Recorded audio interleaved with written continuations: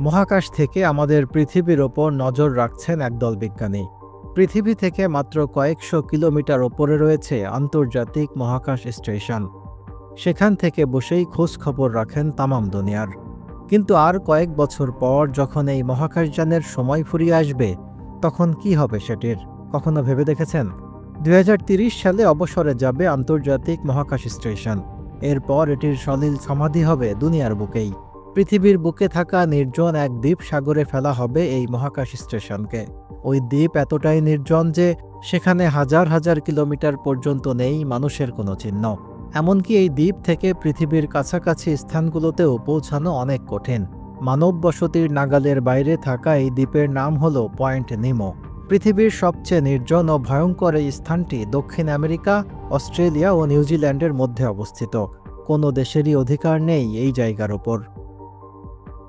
Point নিমো থেকে পৃথিবীর অন্য এলাকায় পৌঁছানো কঠিন হলেও মহাকাশে পৌঁছানো সহজ। বিশেষজ্ঞদের দাবি হল এই নির্জন জায়গাটি নাকি মহাকাশ থেকে পৃথিবীর সবচেয়ে কাছের জায়গা। পয়েন্ট নিমোর সবচেয়ে নিকটতম দ্বীপ হচ্ছে ডুশি। এটির অবস্থান পয়েন্ট নিমো থেকে প্রায় 2700 কিলোমিটার দূরে। সেক্ষেত্রে কেউ যদি এই স্থান থেকে উপরে হাঁটা শুরু করেন, তাহলে তিনি ডুশি দ্বীপে যাওয়ার আগেই আন্তর্জাতিক মহাকাশ স্টেশনে পৌঁছে যাবেন।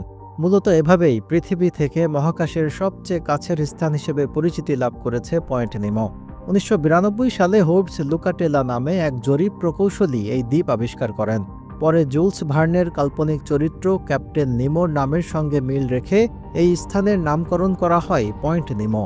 প্রশান্ত মহাসাগরের বিচ্ছিন্ন এই স্থানটি পৃথিবীর সবচেয়ে দুর্গম এলাকা হিসেবে পরিচিত। এখানকার নীরবতা এতটাই ভয়ানক যে পাথর ভাঙার শব্দও আত্মাকে শিহরিত করে দেয়। পয়েন্ট নিমো আনুষ্ঠানিকভাবে সমুদ্রের মেরু বা ভূমি থেকে সবচেয়ে দূরে অবস্থিত বলে একে সমুদ্রের বিন্দুও বলা হয়। বিবিসির এক প্রতিবেদনে বলা হয়েছে যে পয়েন্ট নিমো থেকে আন্তর্জাতিক মহাকাশ স্টেশন এবং এতে বসবাসকারী নভোচারীরা মাত্র 250 মাইল দূরে থাকে। আরেক প্রতিবেদনে জানা গেছে 1971 থেকে 2016 সালের মধ্যে এই স্থানে 260টিরও বেশি মহাকাশযান সমাহিত হয়েছে। একে মহাকাশযানের কবরস্থানও বলা হয়।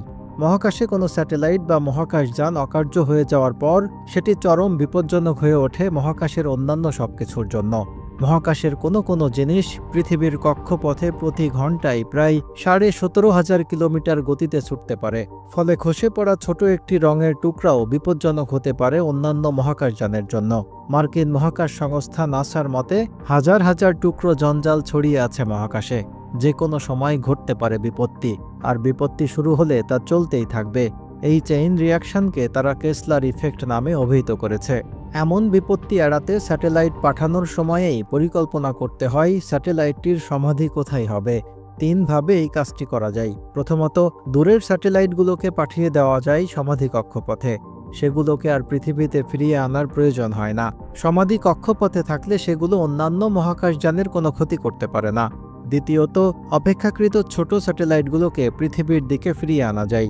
ফিরে আসার পথে সেগুলো পুড়ে সম্পূর্ণ ধ্বংস হয়ে যায়। তবে অনেক সময় সেগুলো সম্পূর্ণ ধ্বংস না হয়ে পৃথিবীতে ভেঙে পড়ে।